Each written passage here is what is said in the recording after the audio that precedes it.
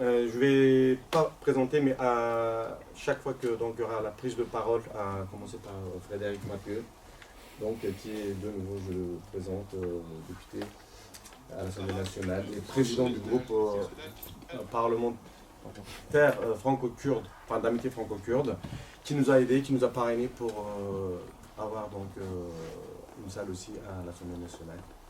Nous le remercions. Non mais ça se connaît. Voilà, sans tarder, donc la parole est à vous. Merci déjà de nous accueillir, merci au CDKF de nous accueillir dans ces locaux. Donc je suis député de la France Insoumise sur la première circonscription des Lillet, en effet coprésident du groupe d'études kurdes à l'Assemblée nationale. Au moment où nous nous parlons, et merci d'être présente et présent à cette conférence de presse, il y a environ 60 conférences de presse qui se tiennent sur le continent européen. Alors je dis environ 60 puisque d'après ce que j'ai compris, 74. Voilà, ça a encore augmenté.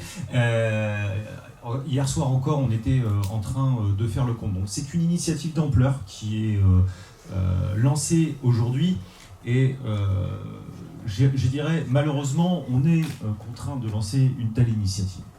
Pourquoi ? Abdullah Öcalan, malheureusement, est trop méconnu du grand public en Europe et c'est un tort car personnellement, je suis convaincu que sa libération serait un moteur absolument puissant pour la paix au Moyen-Orient et en premier lieu pour la région qu'on appelle le Kurdistan. Je rappelle quand même que le peuple kurde est le plus grand peuple au monde, sans État, plus de 60 millions de personnes. Et que malheureusement pour les Kurdes, ils sont partagés entre 4 pays qui sont loin d'être des grandes démocraties, et j'ai nommé la Turquie, l'Irak, l'Iran et la Syrie. Abdullah Öcalan est incarcéré depuis 1999. On est absolument sans nouvelles de lui depuis le mois de mars 2021. La dernière personne à l'avoir eu au téléphone, c'est son frère, et la communication téléphonique a été courte et a été brutalement interrompue. On savait déjà avant cette époque qu'Abdullah Öcalan, qui est à l'isolement total sur une île carcérale, subit de mauvais traitements. La Turquie a été condamnée pour ça, car la Turquie fait normalement partie du périmètre de la Convention européenne de sauvegarde des droits de l'homme et des libertés fondamentales. Quand on sait comment Erdogan traite ses opposants politiques, ça peut prêter à sourire. Malheureusement, il n'y a aucune raison de sourire dans le cas présent. Les mauvais traitements, on les connaît, et le premier des mauvais traitements, c'est l'isolement total. Quand on parle d'isolement total, s'agissant d'Abdullah Öcalan, c'est que aucun membre de sa famille ne lui a parlé depuis mars 2021. Aucun avocat n'a pu le voir, le visiter, s'entretenir avec lui depuis au moins cette date. C'est contraire à toutes les normes internationales concernant les droits humains. C'est contraire à la Convention européenne de sauvegarde des droits de l'homme et des libertés fondamentales auxquelles la Turquie est adhérente. C'est contraire à tous les engagements de la Turquie qui, d'ailleurs, à chaque fois qu'elle est condamnée, soit judiciairement par la Cour européenne des droits de l'homme, soit politiquement dans le cadre du Conseil de l'Europe, eh bien, se fiche royalement de toutes les condamnations qui peuvent tomber et ne défère en rien à l'injonction qui lui est faite de respecter les droits d'Abdullah Öcalan. En ce qui concerne Abdullah Öcalan, je parlais de paix tout à l'heure. C'est difficile de dissocier Abdullah Öcalan de la question de la paix au Moyen-Orient. Malgré son incarcération, il a pu, dans les premiers temps de son incarcération, faire passer des écrits qui sont devenus des sortes de carnets de prison. C'est malheureusement une grande tradition des prisonniers politiques que de faire des carnets de prison. Et notamment, il a théorisé ce qu'on appelle le confédéralisme démocratique, qui est l'une des seules expériences démocratiques stables au Moyen-Orient depuis plus de 10 ans. Sur ce point-là, je laisserai parler plus spécifiquement mon camarade Jean-Christophe Célin, qui suit ce qui se passe au Rojava, donc dans le Kurdistan syrien, depuis le début de la mise en œuvre du confédéralisme démocratique, et c'est une expérience absolument passionnante et qui peut nous montrer à quel point elle peut être porteuse de paix. Libérer Abdullah Öcalan, c'est amener la paix en Turquie. C'est amener la paix aussi directement dans le nord syrien, qui est très durement touché par des frappes turques. Je rappelle que ces dernières 72 heures, il y a eu plus de 145 frappes au Rojava, essentiellement, pratiquement uniquement sur des infrastructures civiles. On voit le potentiel qu'il y a derrière cette libération, et c'est dans cet ordre d'idée que la France Insoumise a décidé de répondre à l'appel des Kurdes de France et de s'associer à cette initiative. Donc, encore une fois, je vous remercie. Donc merci à vous, merci aux amis et camarades du CDKF de nous recevoir ici, en ce lieu qui a eu l'année dernière une lourde charge symbolique avec l'attentat terroriste du 23 décembre et les victimes qui en ont suivi, c'est-à-dire la représentante du mouvement des femmes kurdes en France et des artistes qui ont été touchés. Donc c'était véritablement une attaque terroriste. Et en préambule, je souhaiterais que le gouvernement français, le gouvernement de mon pays, accélère l'enquête et la transparence sur cette affaire, comme la transparence doit être faite depuis plus de 10 ans sur le triple féminicide politique de Sakineh, Rojbin et Leïla en janvier 2013 dans les rues de Paris, un attentat commandité par les services secrets turcs, le MIT. Effectivement, au moment où nous parlons et que cette campagne sur la libération d'Abdullah Öcalan est organisée du point de vue international, c'est l'expérience démocratique du Rojava qui est sous les bombes. Et pour parler très simplement, en tant que responsable politique, c'est la seule expérience démocratique et révolutionnaire stable qui existe depuis 10 ans dans le monde qui est visée. Donc il y a un symbole à travers ces bombardements. Et au moment où le terrorisme de part et d'autre agit au Moyen-Orient, nous voyons qu'il y a un terrorisme d'État qui est à l'œuvre avec les frappes de l'armée turque, appuyées par les djihadistes au sol, les mêmes djihadistes qui ont été combattus et chassés, notamment par les femmes de Kobané en 2013 et 2014. Donc là aussi, il y a un symbole. Et pourquoi le dictateur Erdogan, dont son armée est membre de l'OTAN, donc je rappelle la position du parti de gauche à ce sujet, nous souhaitons et nous demandons la sortie de cette alliance impérialiste d'un autre âge qui nous lie les mains avec des régimes et des dictatures comme celle d'Erdogan sur des projets qui ne sont absolument pas les nôtres. Donc la question qui est posée là, c'est de défendre l'expérience démocratique du Rojava, parce que c'est effectivement l'application du confédéralisme démocratique basé sur l'égalité, basé sur le féminisme, basé sur l'écologie, basé sur le respect des confessions et des peuples sous une forme de laïcité institutionnelle au Moyen-Orient. Et c'est la raison pour laquelle les régimes dictatoriaux, patriarcaux et islamistes veulent précisément combattre l'expérience démocratique du Rojava. Et la personne d'Abdullah Öcalan, là aussi, concentre tous ces éléments et est un symbole. J'ai l'habitude de dire depuis plus d'une dizaine d'années, parce que c'est véritablement depuis plus d'une dizaine d'années que le parti de gauche est engagé de manière extrêmement systématique sur le mouvement de libération, aux côtés du mouvement de libération nationale kurde, mais aussi aux côtés de l'alternative démocratique en Turquie, que Abdullah Öcalan, c'est le représentant légitime du peuple kurde, comme l'était par exemple Yasser Arafat pour les Palestiniens, et comme l'était Nelson Mandela pour le peuple sud-africain. Ça fait près d'un quart de siècle qu'il est en prison. Rappelez-vous, Nelson Mandela a été un quart de siècle en prison.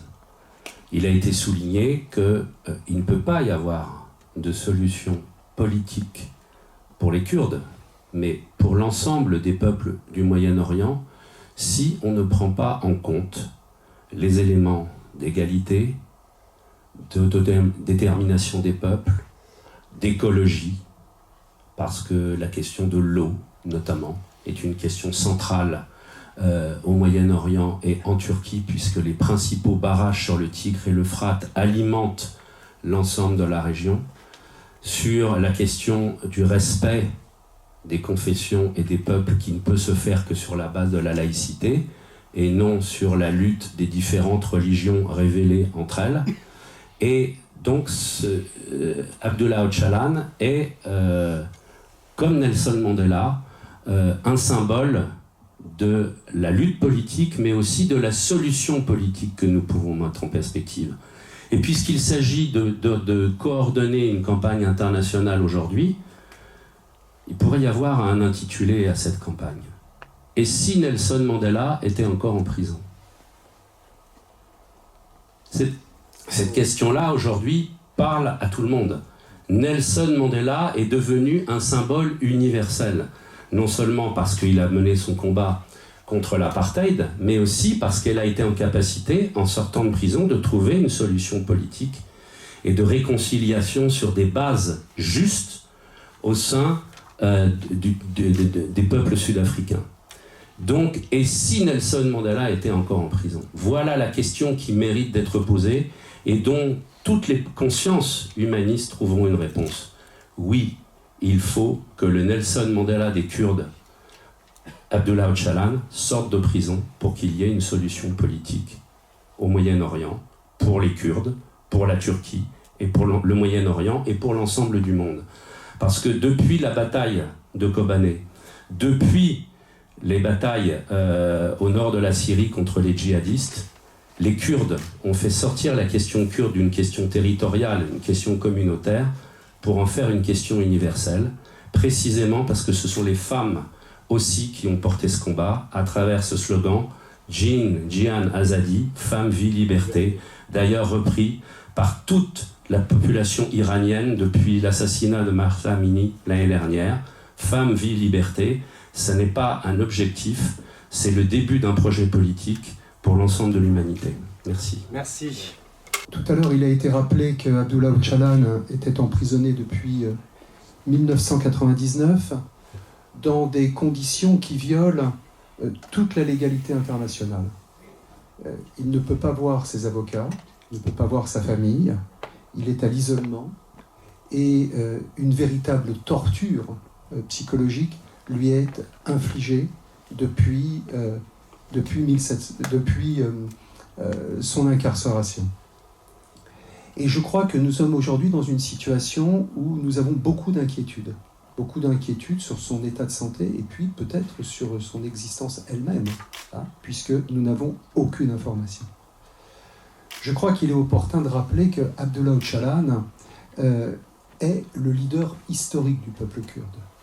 Et par son action, depuis les années 80, il a permis aux Kurdes de sortir de la marginalité et il a redonné, par son action, par l'action militante de l'ensemble du peuple kurde, il a redonné dignité à ce peuple pour en faire un interlocuteur essentiel à l'échelle régionale. D'autant que l'État turc a privé le peuple kurde, de ses droits politiques, culturels, linguistiques, depuis la constitution de la Turquie contemporaine. Abdullah Öcalan a posé la question de la résolution du conflit dès le départ par la reconnaissance de ses droits. Et il a fait de la démocratie, du féminisme, de l'écologie, du progrès social, autant d'éléments articulés sur la modernité contemporaine. Il a fait de ces éléments les éléments émancipateurs pour permettre au peuple kurde tout à la fois de retrouver ses droits et de trouver une solution pacifique et qui aura, à n'en pas douter, de grandes conséquences sur un Moyen-Orient qui est aujourd'hui à feu et à sang. Abdullah Öcalan, c'est une figure militante, mais c'est aussi une grande figure intellectuelle. Cela a été évoqué tout à l'heure. Il a su tenir compte des évolutions du monde contemporain, traduire des propositions dans un Moyen-Orient en pleine transformation. Notamment, on a cité le confédéralisme démocratique, mais il y a toute une série de pratiques politiques telles que le féminisme, etc., qu'il a mis en œuvre et qui ne sont pas sans conséquences sur l'ensemble de la région. Donc, je crois que c'est à la fois une figure intellectuelle, on peut mobiliser beaucoup de figures intellectuelles qui ont effectivement écrit dans les prisons. Moi, je songe, effectivement, on a évoqué la figure de Mandela, mais d'autres intellectuels, je songe notamment à Antonio Gramsci, qui, de fond de sa prison, a écrit des éléments théoriques d'une anticipation créatrice très profonde. Donc voilà, c'est un intellectuel de premier plan, c'est un militant, et qui aujourd'hui subit la politique de la Turquie. Parce que la Turquie, elle est fidèle à sa ligne politique, qui est de priver le peuple kurde de ses droits politiques et culturels. Et ça, on le voit aujourd'hui par la politique agressive qu'il y a à l'égard des parlementaires, des militants, des maires qui sont emprisonnés. On veut nier à ce peuple le droit à l'existence. Et puis, il y a ces agressions en Irak, au Rojava, qu'on a évoqué aujourd'hui. Donc, il y a la guerre contre le peuple kurde a repris plus belle, et Abdullah Öcalan en est l'une des figures avec cet emprisonnement. Et pourtant, depuis que ce conflit dure, tout le monde perçoit bien qu'il n'y a pas d'issue militaire à la situation. Il n'y a pas d'issue militaire, et que on ne trouvera une résolution de la question kurde que par des moyens politiques. Or, ces moyens politiques, nous les connaissons. D'abord, Abdullah Öcalan est une personnalité incontestée, avec qui l'État turc a déjà négocié.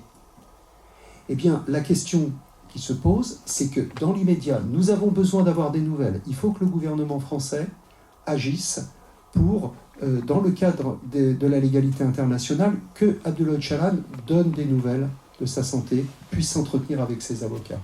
Et quel signe politique serait que la libération d'Abdullah Öcalan ? Un signe politique qui permettrait d'entreprendre des négociations. Les négociations dont nous avons besoin, c'est la libération d'Abdullah Öcalan, mais c'est la libération aussi de tous les prisonniers politiques. Je songe notamment, mais il y en a bien d'autres, à Selahattin Demirtas. Ces négociations, elles passent aussi par faire du PKK un interlocuteur dans les négociations d'avenir. Tout le monde sait bien que accoler le terme de terrorisme au PKK, comme on le fait pour d'autres par ailleurs, c'est un moyen de dépolitiser la question kurde. Parce qu'on fait de cette question kurde un affrontement entre le bien et le mal. Et ça, c'est une manière de dépolitiser les choses. Donc, le PKK est un interlocuteur avec qui il faut entreprendre des négociations. Voilà. Donc, c'est pour ça que la CNSK, elle est totalement engagée dans la grande campagne internationale qui se mène. Et la CNSK, elle est engagée avec les militants de ces organisations, mais aussi avec les militants kurdes de France, qui subissent malheureusement une répression très forte dans notre pays, dont on ne mesure pas l'ampleur aujourd'hui, et c'est un axe de bataille qui s'inscrit dans cette politique d'émancipation et de droit du peuple kurde. Merci beaucoup, chers amis. Merci pour cette invitation et de me donner la parole pour la CGT. La CGT qui apporte un message de solidarité aux travailleuses et aux travailleurs kurdes, également aux travailleuses et travailleurs kurdes de Paris, avec qui nous avons déjà témoigné une solidarité au moins à 2 reprises depuis 1 an. Hélas, ensuite au triple assassinat du 23 décembre dernier, et qui est arrivé 9-10 ans après celui de 2013 d'ailleurs, que nous avons également en mémoire. Donc nous avons participé évidemment au rassemblement, aux manifestations de soutien et de dénonciation de cette violence. Et en même temps, nous avons, dès le 6 février également, compte tenu que nos liens étaient tissés avec la communauté kurde de Paris, avec la diaspora. Nous avons également apporté notre solidarité par rapport au tremblement de terre qui a frappé différentes populations, dont les Kurdes. Et la CGT a incité également à ce que des dons soient faits pour cette cause liée au tremblement de terre. Voilà. Donc, très rapidement, je suis évidemment d'accord avec ce qui a été dit précédemment, notamment les conditions d'incarcération de Öcalan et de ces 3 co-détenus d'ailleurs, qui sont totalement dans une situation d'isolement. Donc il y a une violation manifeste du droit international et de la dignité humaine, tout simplement. Et donc nous sommes engagés évidemment sur cette question-là. Il est certain que sa libération serait source d'apaisement, alors que le maintenir en prison et rajoute de la tension à la tension, et une tension internationale, tension politique et géopolitique. Et donc je tiens à dire pour la CGT qu'effectivement nous soutenons ce grand dirigeant historique du parti des travailleurs kurdes. Nous sommes la Confédération Générale du Travail nous-mêmes, donc entre travailleurs nous sommes dans le même camp social, dans la même classe, et donc c'est pour ça également qu'il y a un message de classe que j'adresse dans ce message de la CGT. Alors bien sûr, le Rojava nous inspire, c'est une expérience démocratique, une expérience d'une société égalitaire à laquelle nous aspirons et à laquelle je pense que ce genre d'expérience montre que c'est possible dans des conditions très, très compliquées, très dégradées, avec des agressions militaires de toutes parts. Mais je pense que ça donne un espoir, ça montre qu'on peut viser une société égalitaire et démocratique. Donc je voulais vous dire ces messages très, très simples de solidarité internationale de la CGT envers les travailleurs et les travailleuses kurdes. Dumra. Oui. D'abord, je voudrais saluer l'initiative prise par les organisations kurdes pour organiser dans plus de 60 lieux le même jour, 74, une telle initiative. C'est la preuve que quelle que soit la répression, quelles que soient les souffrances qu'il endure, le peuple kurde est debout et restera debout. Pourquoi la bataille pour la libération d'Abdullah Öcalan est fondamentale? Pour des raisons de droit, pour des raisons humanitaires, pour des raisons politiques. Pour des raisons de droit et humanitaires.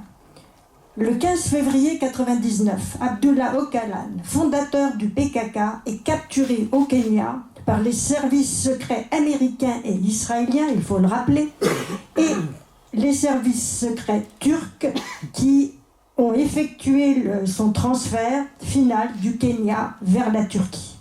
Il s'agit d'un acte de piraterie internationale qui doit être condamné comme tel. Cet enlèvement est l'aboutissement d'un complot international initié le 9 octobre 1998, date à laquelle Abdullah Öcalan est sommé de quitter Damas où il résidait depuis de longues années.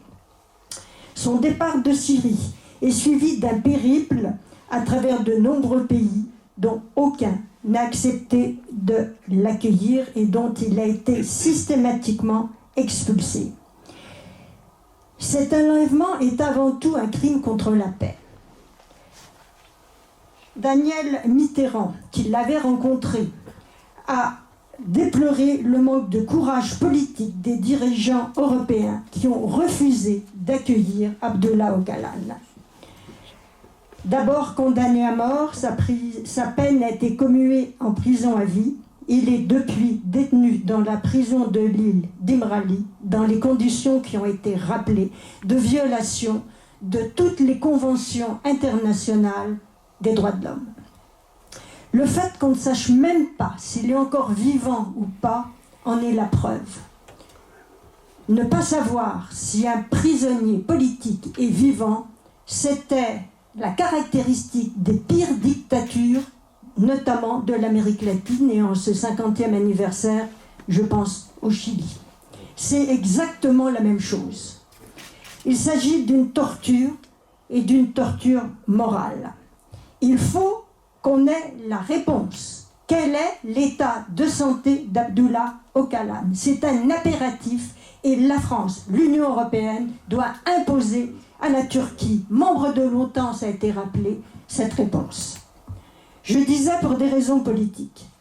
Ça a été dit. Il n'y a pas d'autre solution à la question kurde qu'une solution politique.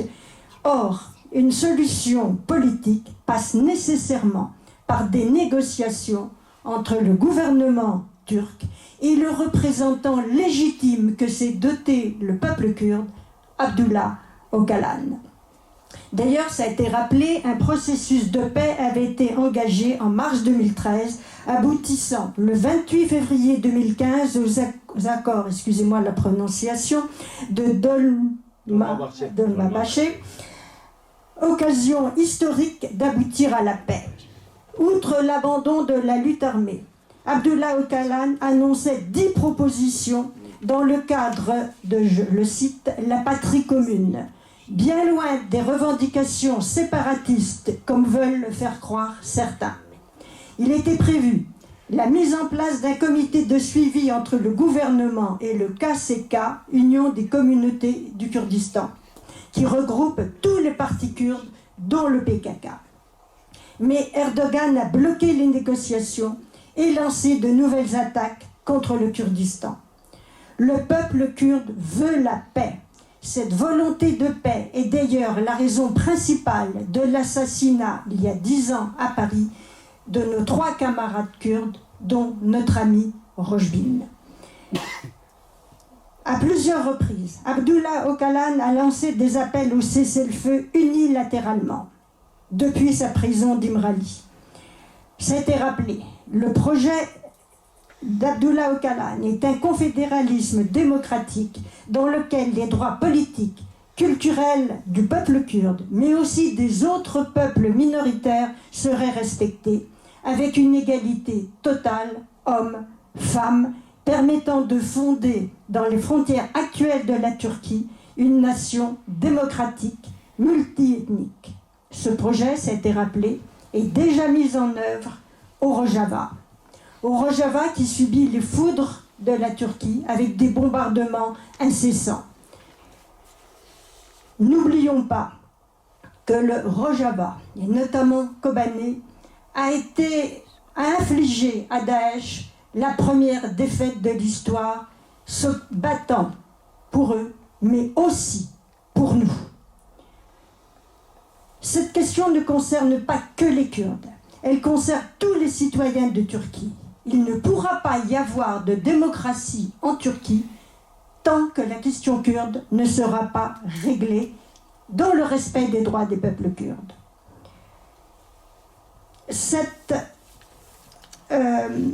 Le droit à l'autodétermination à l'intérieur des États est inscrit dans l'article 1 du pacte international relatif aux droits civiques et politiques. Il englobe tous les droits refusés au peuple kurde actuellement. Droit à sa langue, à l'éducation, à sa culture, à sa presse, à ses manifestations culturelles ou politiques, à ses organisations politiques.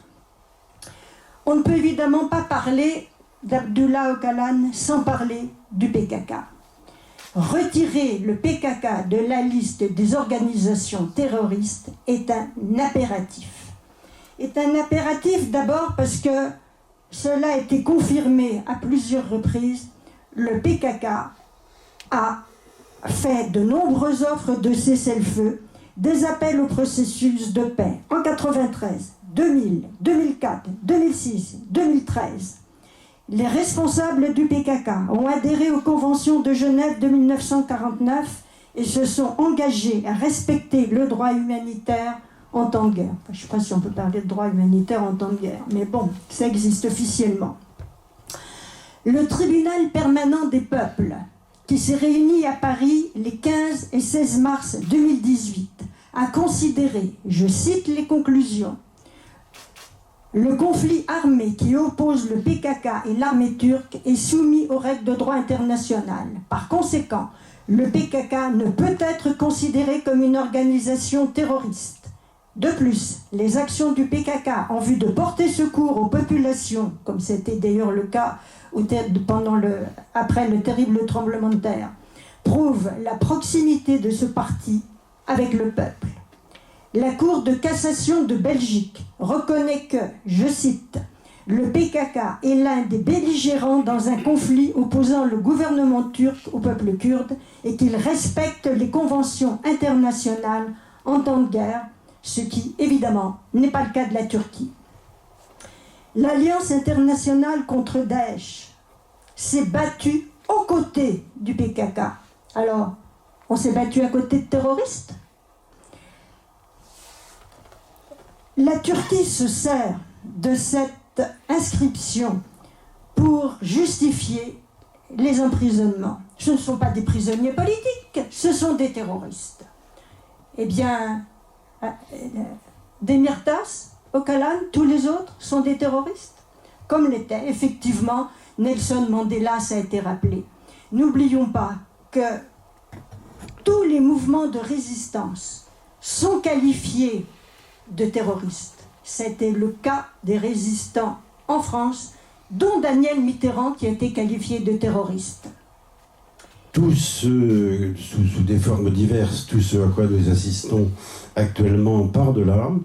Et M. Erdogan nous a prouvé que lorsqu'il se sentait en position de force, il attaquait tous azimuts. Donc je crois que c'est important, je crois surtout, le traité de Lausanne, c'est un accord entre de nombreux pays, dont les pays que l'on qualifie généralement les plus développés, et qui se retrouvent pratiquement tous actuellement dans l'OTAN. Et donc je crois que c'est important de le rappeler parce que c'est les actions que l'on peut mener, nous, de France, mais aussi d'Allemagne, de tous les pays du monde, passe par la demande, donc, dans un premier temps, que ces pays sortent de l'OTAN, et dans un deuxième temps, que devenue coquille vide, l'OTAN puisse disparaître. Bon, derrière l'OTAN, on sait qu'il y a évidemment les États-Unis. Le CIPRI, qui est un organisme suédois important en matière d'observation des guerres, a dénombré l'année dernière 56 conflits armés ouverts. Pas des petits conflits, 56, 5 de plus que l'année d'avant. Et les premières estimations qu'ils sont en train de faire, avant de publier les chiffres 2023, montrent que ça continue à augmenter. Donc, les États-Unis et l'OTAN représentent plus de la moitié, sont présents plutôt, dans plus de la moitié de ces conflits. Je crois que c'est important de voir, parce que ça nous donne des idées sur ce que nous pouvons faire en France. On a évidemment parlé du confédéralisme démocratique qui a été montré, qui a été élaboré par Abdullah Öcalan. C'est un exemple que justement dans nos pays il faut absolument masquer parce que ça pourrait donner des idées à d'autres peuples pour leur propre développement, etc. Donc c'est intolérable qu'on puisse dire, je mets des guillemets, qu'une organisation terroriste comme le PKK puisse s'engager dans une démarche de paix démocratique et permettant de travailler avec tous les peuples autour, de tous les peuples. Je crois que c'est absolument intolérable, de même que je prendrai un autre exemple, mais qui nous concerne également pour les Kurdes, c'est la liberté de la presse. Vous avez un homme qui depuis 13 ans, il s'appelle Julian Assange, sans qu'il y ait aucune charge judiciaire contre lui, est prisonnier parce qu'il a donné le mauvais exemple en dénonçant des actes de barbarie des États-Unis, notamment en Irak, en Afghanistan, etc. Donc il n'y a aucune charge contre lui. Par contre, il ne faut pas que ça donne des idées similaires à d'autres journalistes. Et donc là aussi, la pression est mise sur lui pour éviter ça. et s'il y a un peuple qui est maintenu à l'écart des informations, et on le voit bien aujourd'hui, c'est bien le peuple kurde, malgré l'ensemble des bombardements, l'ensemble des morts, l'ensemble des... etc., qu'il subit quotidiennement depuis très longtemps. Montesquieu disait que le principal responsable d'une guerre, c'est celui qui l'a rendue inévitable.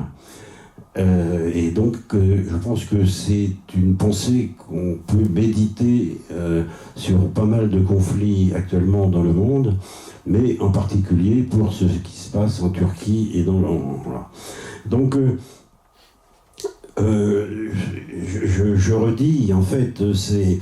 Si on veut sortir de cette situation, si on veut que le droit du peuple kurde soit enfin reconnu, si on veut que le véritable terroriste soit désigné en la personne de M. Erdogan, je crois que c'est à nous tous de nous mobiliser, et je crois que c'est important de voir autour de cette table de grandes organisations qui apparemment sont présentes dans cette intention. Merci. Solidaire se tient aux côtés du peuple kurde pour réclamer la fin de l'isolement auquel Abdullah Öcalan est soumis illégalement et sa libération, seule garante pour permettre une solution et un statut politique pour le Kurdistan. L'isolement d'Öcalan, c'est un exemple d'hypocrisie des puissances mondiales qui acceptent qu'un pays de l'OTAN bafoue les droits humains les plus élémentaires. Nous dénonçons également les attaques actuelles et les crimes de guerre de l'armée turque dans le nord et l'est de la Syrie et dans toutes les régions kurdes. Les gouvernements et les institutions internationales qui restent silencieuses et passives devant les violations des droits humains quotidiennes par la Turquie permettent un climat d'impunité qui protège des intérêts d'État plutôt que celui de la liberté des peuples. Cette position est aussi dangereuse qu'inacceptable, car elle menace le développement, désolé mon français, hein? Le développement démocratique et la justice sociale au Moyen-Orient comme en Europe, puisque la Turquie est la deuxième armée de l'OTAN et le membre du Conseil de l'Europe. L'Union syndicale solidaire condamne la répression et les crimes du régime turc contre la population civile, exige la libération des prisonniers politiques kurdes et en particulier celle d'Abdullah Öcalan et soutient le combat du mouvement de la libération kurde pour le droit à l'autodétermination. Merci. Eji ispastkim yani hatırlama iroin despika hamleye hamle dosta despikir iro hat diyar kirin brasiyem gelek kevxaşın heyecani ki jiheye ev heyecan jibu azadiya başkan Öcalan yani Reber Apo hunji zanın ki 25 sale Reber Apo Tigreva İmrali'da tecriteki grandaya yani hedi ev tecrit ve sistemiki işkence yani hatiye ve aste sa de saloni veki hevditin jitine yani ev hevditin ne be parezera ra ne be malbati ra ne jembeji ki civaki ra yani devleta dagirkera devleta Türkiye zaneki yani Reber Apo o tekiliya Reber Apo o civake tekiliya Reber Apo emvejin ki jinin juana zaruka geleki khurte devirda tekiliya Reber Apo civake jina malbati kutkin yani khasın kutbikin ama ev le diji emvejin ki hukukiye le diji mirovayiye suje mirovayet ke yani devleta Türk devleta faşizm devirta eva heri giring emvejin ki yani de mafi mirovaye da via naile kolin kirin nail persandın yak şey eva dineci emvejin ki yani aslında de sal beri sal ki beri spiti da yani ki da bu kutubu ki hevditine kime greva İmraliye'da başkan Öcalan'a hat kirine ama dura evya bir civakir na parvekirim rasti kaygime heri mazın henin çava çünkü greva İmraliye'da çehiye çitine divivari hani da emne haydarın emne zanın jibuneki azadiya reber apo emne veran beyle tecrit şikandın yani hatiya astea ki usa de reber apo başkan Öcalan gereki azat be yani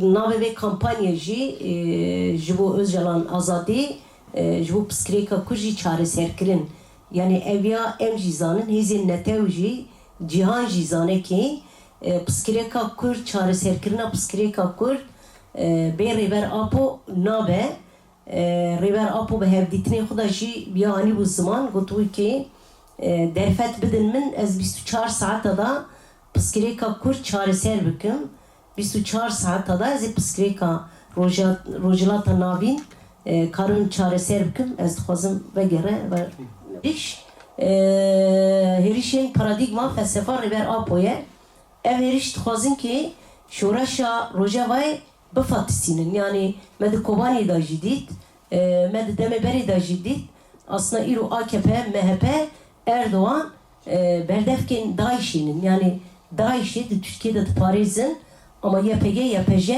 PKK, Reber Apo li hemberê Daişên şer kirin bedeldan, bedelên girandan ji binekî Daeş li serê cîhanê nebe bela eger rojava zarokên vî gelê hanî li hemberên Daişê şer nekirana, tekoşî nekirana îro li serên devletên cîhanê jî bela bû ji ber wî newayê parastina rojava ji bo me jî em dêndarin yani ji wan dêdan ki wan me li wan xova parastine li ser vî esasî jî em dîsa spas dikin îro heftê çar welata da ji bo azadiya Reber Apo daxuyanî hatin kirinê da ana pêvajiya me bi hevra bişolin ji bo azadiya Reber Apo serkeftin dixwazim spas dikim ji bo hatina vira.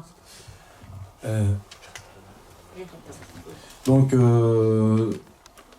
avec le peuple kurde et sa résistance qui doit de nouveau faire face au bombardement de l'armée turque. Je m'incline devant les nombreuses victimes de ces exactions intolérables frappées dans des zones qui, de surcroît, ne relèvent pas de la souveraineté turque. Ces agissements criminels s'inscrivent dans la logique hyper-nationaliste pan-turquiste du régime Erdogan et dans la longue politique d'oppression de l'État turc contre le peuple kurde. Ils font également écho à l'annexation militaire et au nettoyage ethnique du Haut-Karabakh par l'Azerbaïdjan qui prétend constituer avec la Turquie deux États pour une même nation. Cette recrudescence mortelle de l'impérialisme et du fascisme turc est de surcroît encouragée par la passivité de la communauté internationale qui regarde ailleurs. Face à cette situation insupportable, l'heure est plus que jamais à la solidarité entre les peuples de la région épris de liberté et la convergence des luttes pour l'instauration d'une paix régionale fondée sur les droits de l'homme, les valeurs démocratiques et le droit des peuples. C'est signé Ara Toranian, coprésident du Coordination des associations arméniennes de France. On le remercie. Merci. Donc voilà. Nous terminons donc cette conférence de presse ici et ainsi a débuté cette campagne de libération pour Öcalan. Et je vous invite à faire une photo de famille, à tenir donc les posters de Öcalan avec nous, les jeunes communistes, notre ami Tamoul, s'il veut bien venir aussi, et toutes les organisations présentes ici. On en a assez, hein. Une fois, libérez Öcalan, libérez Öcalan, libérez Öcalan, libérez Öcalan, Jin, Jian, Azadi, Jin, Jian, Azadi. Merci chers amis, merci d'être là. Liberté pour Öcalan, statut pour le. Merci beaucoup. Allez, bah c'est fini. Merci d'être là. Merci.